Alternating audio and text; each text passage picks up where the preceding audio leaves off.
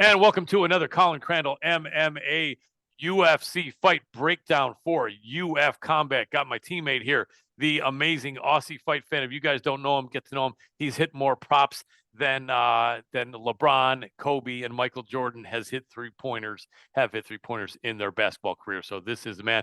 Good to see you. How are you doing, mate? Yeah, I'm doing good, mate. I'm doing good. Good, good. All right, so guys, we're going to jump in and break down this Saturday's card, UFC Fight Night 240, Allen versus Curtis, number 2, the rematch. I've interviewed both men, both unique guys, and this should be a real good battle. As we know, the first time they fought, Brendan Allen did come out the winner, and no, he did not. Chris Curtis came out the winner, and that was in 2021 December. So we're about 3.5 years out since then. And Brendan Allen has not lost a fight since then, although it was very close in that Jacob Malkoun fight. I think several of us felt that Malkoun may have deserved that verdict, but still a perfect 6-0 since that loss to Chris Curtis. Chris has possibly fought arguably the tougher guy since then, has a couple losses, but a couple wins. But let's jump into the main card here and let's see what we got here. So the first fight on the main card is gonna be Walter Walker and Lucas. Is that the first fight that you see on the main card? So for the main cards are sometimes 5 fights and sometimes 4 fights. What would you imagine this one is? You have any insight on that? For the Walker Bresky fight. Okay, all right. So Walter Walker and Lucas Bresky. Let's just go through this one kind of quick. The Clean Monster from Moscow, Russia. Nice picture of him with blood. He looks kind of like a crazy Russian Conor McGregor with blood on his face, but a lot bigger as a 6'6" heavyweight.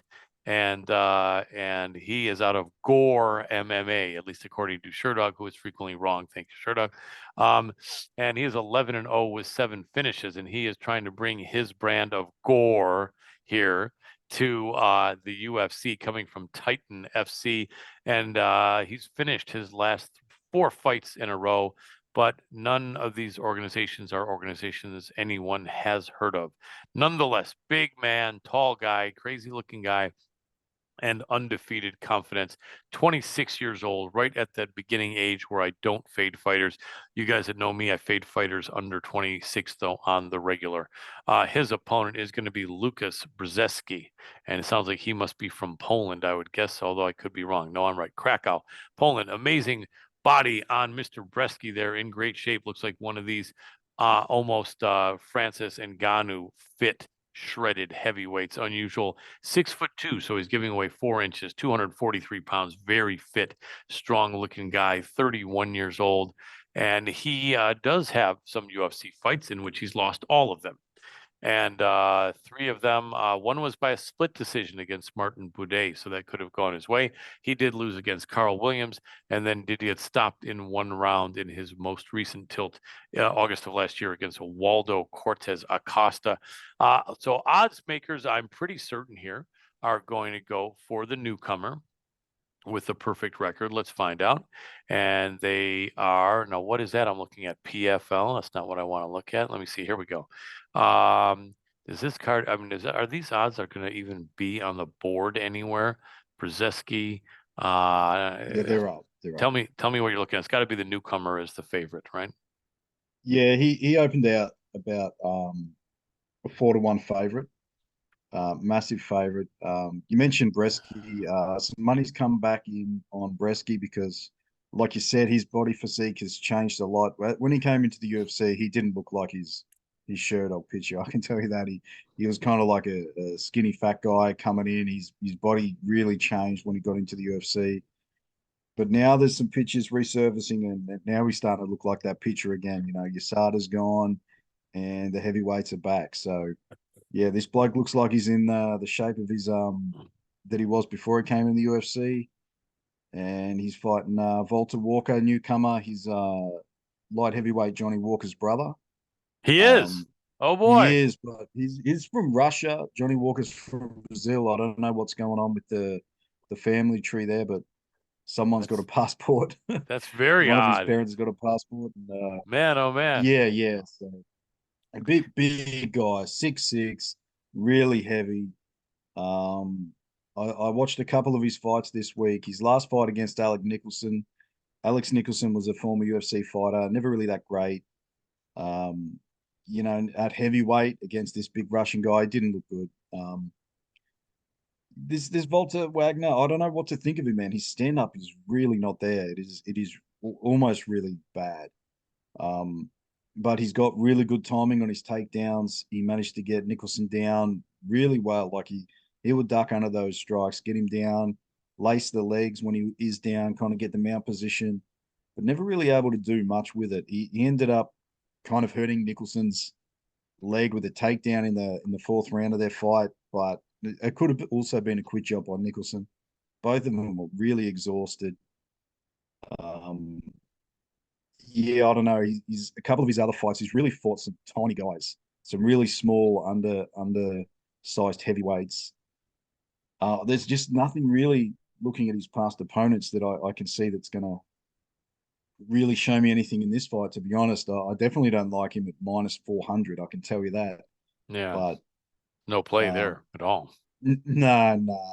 If anything, I'm going to have some Walker by decision or round three or decision. I do think this fight goes the distance. I don't think this Volta Walker bloke's much of a finisher. If you look at his record, yeah, he's got some finishes, but some of those guys, they're like barely 6 foot tall. He outweighs some of these guys by 50 or 60 pounds. Um, No, it's not he good. don't let his record fool you. He's really not he's not going to take the heavyweight division by storm or anything along those lines. I do think that he's going to win this fight, but that's more of a fate on Bresky. I don't think Bresky's any good either. Like you Yeah. said, he's 0-3 in the UFC. I do think he won that fight against Boudet. I don't know how they scored it against him, to be honest. He had a lot more output on the feet. But yeah, I'm going to take a bit of Walker, probably by decision, but I might just do the round three or decision on that one. Yeah, it's just a sprinkle because there's no way to know what's going to happen here. I know that if I Should get takedowns and quite easily, but he's probably not going to be working for submissions. He's not like a Curtis Blades throwing haymakers from mount or anything like that that's going to put him out. So yeah, he's more of a positional grappler in my opinion. Sounds good. Now, I may enter into the heavyweight division when I begin my Vegemite only diet for the No, following you'd be a month. bantamweight, There we mate. go. Yeah, I Yeah, wouldn't you'd be a believe it. bantamweight, Weight mate. would go down in that situation. I hear you. I Yeah, yeah. appreciate it, mate. Okay, let's go and continue on up the card here. And as we see here, if this okay, where are we? And we have Ignacio Bahamondes and Christos Giagos. These are two tough guys. These really are. Bahamondes La Huala is his nickname, out of Santiago, Chile. 14-5. He's a tall lightweight at 6 foot 1 inches. 9-1. Sorry, finishing. He's got 9 KOs and 1 sub out of his 14 wins. So he's at a 71% finish rate, pretty good for a lightweight. His last fight was a loss to Ludovic Klein, who was a very tough guy. Before that, he was on a 3-fight win streak, and before that, he lost his first UFC fight. So 3-2 in the UFC. He's wanting to go 4-2 very much, I'm sure, instead of going 3-3. Don't really want to be 500 in the UFC, but it's better than having an all losing record like the last gentleman we were just speaking about. Bahamondes is 26 years old, a lot of experience, 19 fights, and he's only 26 years old, 5 in the UFC. His opponent, Christos Giagos, I know is going to be older by maybe 10 years. Let's see. Gago says no, 8 years older though, 34 years old, 20-11. And he's also kind of a finisher, 12 finishes out of 20 wins, a 60% finish rate. I think Giagos has fought the harder opponents. He came up a bit short against Daniel Zellhuber, who is a very, very tough guy. Beat Ricky Glenn before that, then lost to Thiago Moises and Arman Suruki, and they've done him no favors. They've done Christos Giagos. Almost seems like a matchmaker maybe doesn't like him or something like that. I think he's a tough guy though. And he does very much need a UFC win. He started out fairly well wow, he's been in the UFC for 6 years, and he's got about a dozen UFC fights. But let's see his record: 2-1, 2-2, 4-2, 4-4.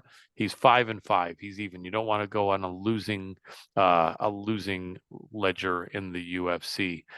So this is an important fight for Christos, and I'm going to imagine that the odds makers have maybe the younger man favored here again, and we're looking for Bahamondes against Giagos. And again, what am I looking at here that's doing this? Let me see. Okay, there was a Barista. There it is right there. Wow, Bahamondes nearly 3-1 favorite. Yep. I don't know what to think in this one, but you know what? I do. I like the value. I think there's value on Giagos. I think Giagos is a tough guy. On the flip side of it, Bahamondes is a tough kid. He's 26, so I don't necessarily have to fade him, but I'm going to fade him anyway. And I think that he's the A side here. A lot of expectations that he's going to come in there and spank Giagos. I wouldn't go heavy on Giagos, but I think Giagos money line would be my play. I'd like to hear what your thoughts are. How does this one flush out in your mind?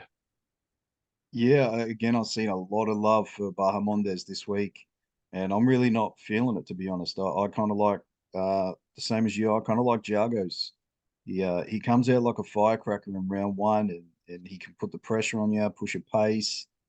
Um, I don't know, man. Bahamondes, he lost to John McDessie, who's a tiny guy with tiny little arms. That fight went the distance, and he lost by split decision. His last fight against Ludovic Klein. Um, Klein, he is a really good striker. He is, but he even got takedowns in that fight. Took Bahamondes down 3 times Hmm. and won a unanimous decision. My only concern with Giagos is that he does kind of get tired in fights, and not just that, when he gets tired, he kind of does stupid things. So I don't know, man. I think Giagos can come out look really good in round one. But we just talked about it with the last fight and things we've seen with some of these older fighters lately. Now that USADA's gone, they're coming out and the 1 round fighters have turned into 3 round fighters again. So I don't know, man. I mean, if he comes out and looks like he does in round three, like we expect in round one, he's probably going to win this fight pretty comfortably. I think it's kind of crazy to say a minus 300 might get dominated here, but Jago's round one, if he can keep that pace, pressure, and fight IQ to that third round, Bahamondes is going to be up against it.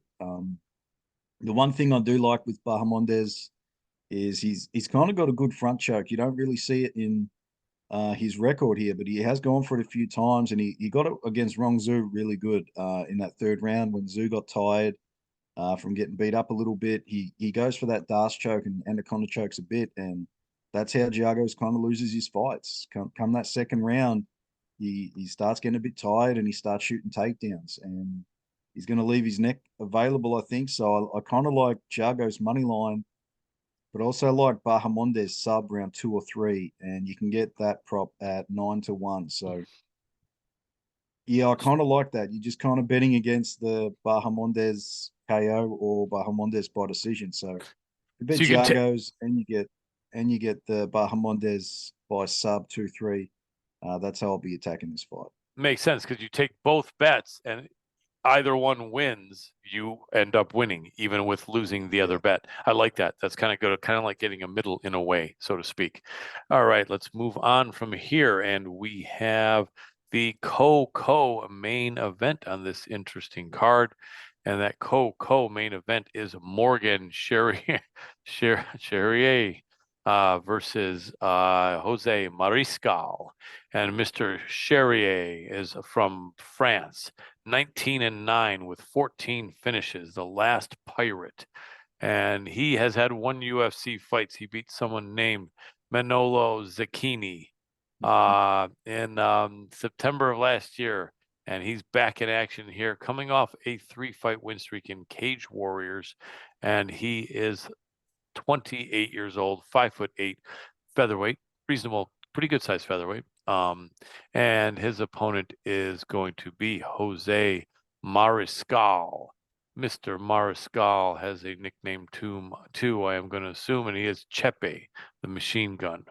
And 31, he's 5'6", a bit of a shorter featherweight, 15-6 with 10 finishes. And he is actually 2-0 in the UFC, kind of silently doing some good things here, beating Trevor Peek by decision and stopping Jack Jenkins September of last year. So I would imagine at 31, though, I would imagine he would be a bit of a favorite here. And the answer is indeed he is not the favorite. Slight favorite, Morgan Charrier. I didn't have a lot of time to drill down on this. Um, you know what? Let me throw it to you first, and I'll see if I can get some insight from you and make some determination.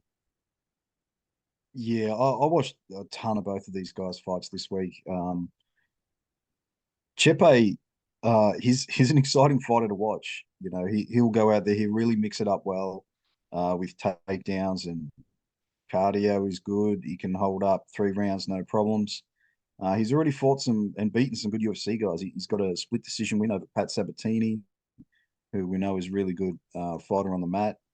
He beat Yusuf Zalal. We've seen what he did a couple of weeks ago.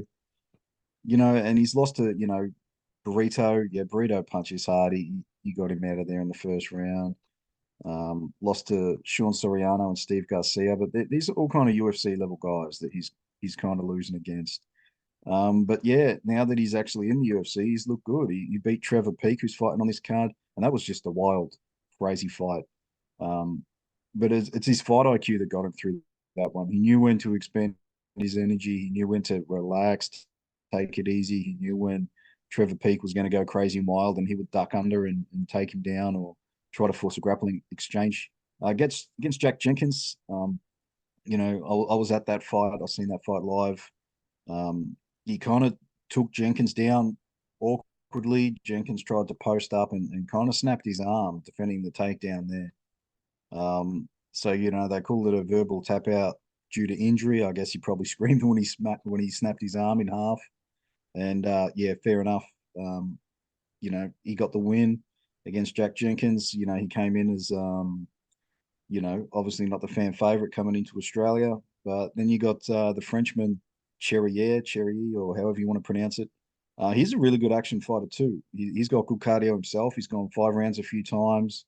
He's really hard to put away. I think he's got a lot of losses on his record. Um, but some of those have been championship fights in other divisions. Other organizations. But I think pretty much all of his losses have been by decision. So I don't really see Chepe getting him out of there. He's going to have the cardio to keep going, and like he opened a decent favorite. Now, kind of a lot of money is coming in on the opposite side with making this line almost a pick him now. So yeah, I kind of really like this fight to go the distance. I think both guys are good fighters, serviceable fighters. Both got good cardio. I don't know, man. Fight goes the distance is -200. I don't love that, but I do love fight to end in split decision at +400. I think that's a really good line for a fight that is meant to go to decision. -200 goes the distance, and then I think it's going to be a very close fight. I think they're pretty evenly matched. There's going to be at least one round in this fight we think, who the hell won that round?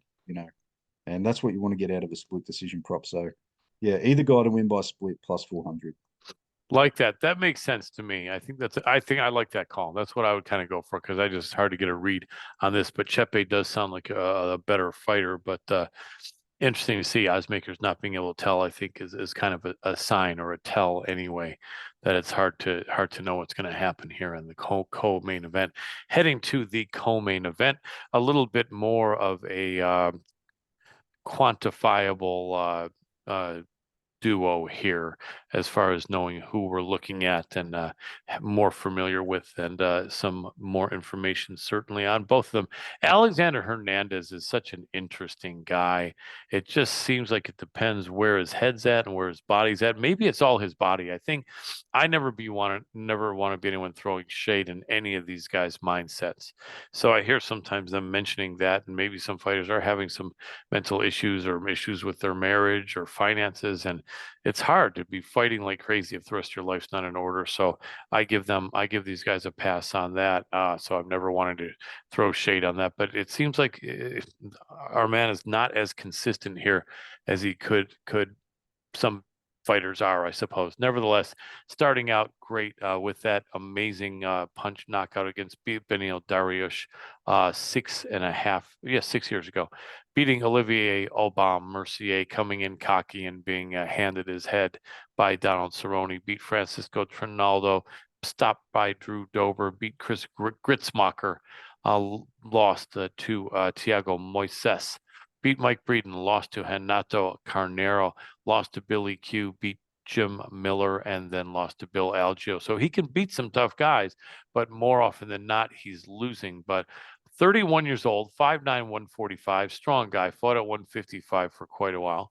And definitely solid, strong guy. His opponent, Damon Jackson, I think is going to be slightly older. I'm pretty sure. Yeah, 35 years old and 5'11", 145, a little bit taller, 22-6. He's got 19 finishes. And he has lost his last two fights by decision to Billy Quarantillo,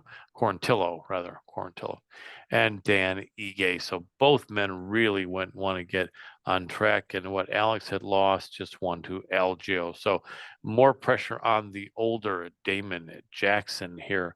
And the odds makers, I would imagine, are probably going to favor the younger Alex Hernandez. And indeed they are, nearly 2-1. This is just a weird fight to call. You know what? 145 pounds, being 35 years old, is not a factor that usually is repeated very often. You're not seeing a ton of 35-year-old featherweights, but I guess more as time goes by, especially without USADA, you can. But reflexes are hard to instill or hard to improve, no matter what substance you might put in your body. Damon Jackson's a tough guy. I mean, you know what? His chin may have been checked now, and he may never be the same. If that's the case, then he won't be the same, and he's not the same guy I'm thinking of. But I just think he's a tough guy. I think these odds are a little bit inflated, and I think there's value in Damon Jackson. I don't know that I put much on him, but I think Damon Jackson can definitely win this fight, and he needs to. His back's against the wall. And so I'm thinking, motivation is, they say, the animal running for his dinner is going to be outrun by the animal running for his life in many cases. So I think that this may be a case for Damon Jackson to win, because it's essentially a must-win situation, I think. What do you think? Yeah, I mean, we've seen enough of these guys to really know what we're getting from each other and what their game plan is going to be. Um, I can see the leech kind of just grabbing a hold of him, dragging him to the ground, somewhat unconventional. He might just kind of grab him and fall to his back, even look for a sweep, or he's going to do whatever he can to get this fight to the mat, and that's what I want to see out of a fighter, especially with that kind of offensive grappling submission game. So to get him at submission at plus 500, I know he hasn't got it in his last four fights, but I mean, every fight he's trying to get you back. He's trying to look for the angle. He's trying to find something to get it going. And I think neither of them have great cardio. Um, I just think that Hernandez in a grappling situation, a fight where he's going to be taken down, forced to get back up, I think he's going to tire out quicker than Damon Jackson here. So I like Damon Jackson by sub, and I like him to win by sub late. So I'm going to have him just the sub prop because, I mean, it's plus 500. So I'll take his sub, but I will chuck a little bit on him sub round 3 as well, just because I've seen that number floating around about 30-1. I have a little bit on that. So, yeah, I mean, if Hernandez comes out and does what he's supposed to do, avoids a takedown, get a knockout, that's fine. I don't care. I mean, he's minus 200. That's what's supposed to happen. But I'm looking for Damon Jackson to get something going, hopefully get his back, maybe against the cage, and he can work on a choke later in the fight. Very possible indeed. Should be an interesting fight, an important fight for both men. And then, without further ado, we get to the main event of the evening for this UFC Fight Night 240 at the UFC Apex. Who thought they would still be doing that 3 years ago when they first did that in 2024, the Apex? Who knows? It's still kind of baffling to me at what the arrangement is there. At first, we're told anyone being in there is paying $2,000 a ticket, but you look at the people there and you see almost a bunch of random people that none of whom are dressed very well. Doesn't mean they don't have money, but I have a feeling they're giving a lot of these tickets away. I have a feeling they're looking at the live gate of the Apex as a loss, essentially. And I would not be surprised if 80% of the people we see in there are friends of the UFC or selected somehow, but nevertheless, doesn't matter. Doesn't affect us. But Brendan All In Allen is a 23-5 middleweight fighter with 23 wins and 5 losses, as I just said, 19 finishes, 14 by sub. I think he is a black belt. Strong kid. Strong kid. He wears that mullet most of the time. So I remember when I met with him, he was kind of a big, kind of lanky kid with a mullet. And then he got rid of it for a while, then he lost that one fight, and I think he's gone back to it and had it ever since. So he is 28 years old and with 28 fights. Interestingly enough, it's a lot of fights for 28 years old. 28 years old. I think he's got a dozen UFC fights. And yeah, I think he indeed does have about a dozen UFC fights. Only losses to Chris Curtis and Sean Strickland, who are two teammates, interestingly enough, and got stopped by both of them via punches. Arguably, he has become a lot better fighter since then. Chris has fought the toughest of the tough guys as well, and we got 9.5 minutes. Perfect. Nine. Anyway, Chris Curtis, my man here, is the older fighter at 36 years old, 8-year age difference. So they did fight, I guess, when Curtis was like 32 and Allen was 24. So Allen can definitely use the excuse that he was very green then. Chris Curtis coming off an excellent win over Marc-Andre Barrio, which I think I know I called. I think you did as well. Maybe not. I've never been that high on the power bar, but he gave it a hell of a fight. Chris had to earn that victory. Before that, a accidental clash of heads against Nasruddin Imavov, losing a tough fight again with a clash of heads involved against Kelvin Gastelum, beating Joaquin Buckley before Buckley went down to welterweight, losing to Jack Hermanson, beating Adolfo Vieira, and then before that, beating Brendan Allen and Phil Hawes. 2-1 favorite is Brendan Allen here. This is a big matchup, I think, with title ramifications. I think if Allen's not next, he's pretty close if he wins this one. Chris, I think, is a couple wins away at least. But interesting fight. Chris beat him before, but I don't know how much. I mean, I think that gives you a little bit of a mental advantage, but I think at 24 years old, Allen was really green, and at 28, he's not really green.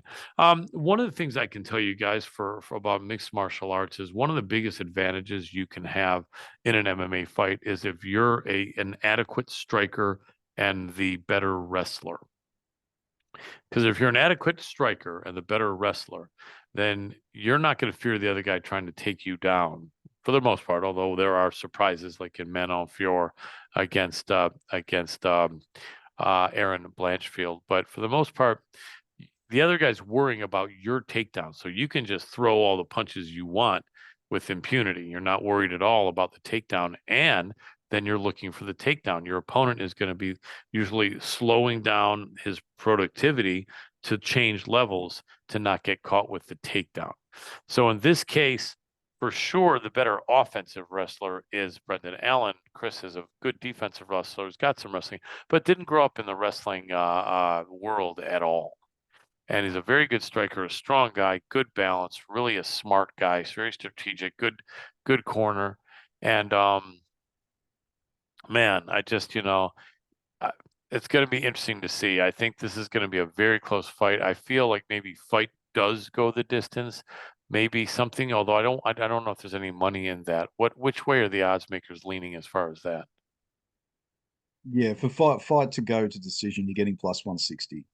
Plus And 170 is the best and then kind of line. it's minus if it doesn't, or slight minus if to say it Yeah, doesn't go. minus 200. They think it's finishing inside the distance. Yeah. Yeah. So Perhaps the thought is maybe that it will go the distance. Again, I feel there's value on Chris Curtis, but man, Brendan's been looking really, really good. But if Chris lights him up, Chris can finish him. I think this is going to be an interesting fight. I think the longer the fight lasts, the better. Well, I don't know if that's true. The longer the fight lasts, I was going to say Yeah, maybe better for Allen, but then it may not be because he may be getting busted up. I just don't know. I think the odds are merited in this fight, nearly 2-1, Brendan Allen. I'm gonna go with the underdog, but not with a lot of confidence. I think Chris can hold off the takedowns and catch him and maybe piece him up a little bit. Wouldn't be surprised if not. What's the detailed Aussie fight fan pick on this? yeah, you kind of, I'm kind of thinking the same thing with does it go, doesn't it go? You can really make solid arguments for both. Um, Brendan Allen, I mean, he's looked amazing since he came back from that loss from Curtis. He's won one, two, six in a row, and he's won five of them by rear naked choke, which is an insane stat. To win five of your last six by the same choke, everybody knows what he's going to try to do. He's going to try to take you back, and he's going to look for that choke. Curtis, on the other hand, he's also looked pretty good. He's even in his losses. Like you said, with the headbutts and that kind of stuff, you just don't really know what his record would have looked like. The Jack Hermanson fight was really strange. Hermanson just kind of danced around him and landed strikes at will. And then you look at his last fight with Barrios, he's out there landing 140 strikes, which is just insane volume for him. At least I thought. I know I had to bet on Curtis to land under 70 strikes, I think, for the entire fight. I think he blew through that in the first round. That was Yeah. a terrible bet in hindsight. I mean, well, looking at the stats, it was a good bet, but yeah, in that fight, yeah, he really blew me out of the water in that one. Um, but you look at their Chris Curtis takedown defense is insane. He's only ever been taken down by one guy, and that was Imavov. Other than that, he's got 100% takedown defense. Um, he's probably one of the best defensive wrestlers we've seen, and it doesn't really get talked about too much. But you look at their last fight. I watched it a couple of times this week. Um, Curtis is really good defensive wrestler, but Allen did manage to take his back, working for a choke for a second, and then he also had a deep leg lock in the first round as well. So that's a situation where he got his back and he was attacking for a submission and didn't get a takedown. So it's kind of make you think: does he really need the takedown? He could pull guard if he feels he's got a good position. He could, if he gets a clinch position, jump for guillotine or try to get his back against the cage. And I think he's probably got a good chance of doing that the longer the fight goes on. If you watch their first fight, yeah, Curtis, he knocked him out. You watch the knockout on a highlight, it looks pretty good, but you got to skip forward, skip back about 10, 15 seconds. Curtis really lands a good left body rip, and you could tell it kind of hurt Allen a little bit. And then when he was kind of covering up against the cage again, bang, body shot, and then the overhand, which knocked him out. I think it was a good stoppage. Brendan Allen didn't seem to have a problem with it. I know the people that had money on Allen had a problem with it. But other than that, man, this fight could go down the same. Yeah. um, it could go down the exact same way. Could be Allen just struggling for takedowns and gets clipped, but it could also go the distance with Allen not being able to get takedowns, but kind of holding him against the cage. I can see it ending that way too. But I'm going to have a little bit on Allen by sub in round 3, 4, or 5. You can get that at plus 500. I don't really think he gets it early. I think the first round is going to be a lot of feeling out. It is a 5-round fight. Curtis's first time headlining, short notice. Um, yeah, I expect Curtis to kind of manage his gas tank a little bit. He did look a bit tired going into that second round last time, but then he had a bit of success and really took it up a notch and got the finish. So it's going to be a good fight. Money line, you have to bet Curtis. I wouldn't touch Brendan Allen's money line. You might as well just bet him by sub if you're going to do that, because I don't think he's going to win too many minutes on the feet if Curtis just kind of, you know, is kind of the one moving forward and Allen's kind of running around just shooting takedowns. So yeah, I would take a bit of Allen by sub late in the fight. Um, can't blame anyone taking Curtis again. They've already fought. He's already won. He looked good doing it. Could definitely repeat itself. The money line, if you're making a money line bet, it has to be on Chris Curtis in this fight, in my opinion. Yeah, I agree. Well said. Sorry for nearly falling asleep. This is my birthday for you guys watching, and Happy either I'm birthday, old. mate. Thank Happy you, birthday. thank you, mate. I appreciate it. Either I'm old or I've just been uh, gallivanting around with many beautiful supermodels, which has made me very tired. I'll leave the choice up to you watching which one it is. It may not be the one that you think, but then it may.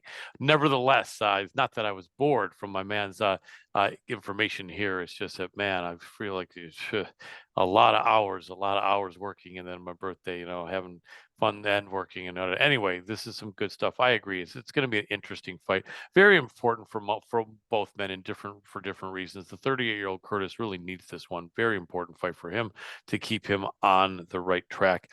And for the younger man, this does derail him from this great win streak. Although his job's certainly not in jeopardy, and but then he would have two losses to the same man, which is difficult because he's still going to be in the division. But definitely, they're both going to be fighting hard. And yeah, Chris's takedown defense is amazing, and I think that Brendan wasn't any sort of a D1 wrestler. I don't even know if he was D2. He wasn't All American in anything, and or a national champion. But he's got some wrestling chops, and he's a He's jujitsu guy. amazing jujitsu. Like it really, like he taps out really good black belts. He's Yeah, tapped out Paul Craig. You know, he's really good at jujitsu. yeah. And Andre Andre Muniz. Muniz, Yep, I remember that just fight. unreal. He broke Jacare's arm. Yeah, You know, like, yeah, he's a strong kid, and with the little wrestling, some the not little, but with the wrestling he does have, he can usually get positions. And you saw Paul Craig was on his back the entire time, and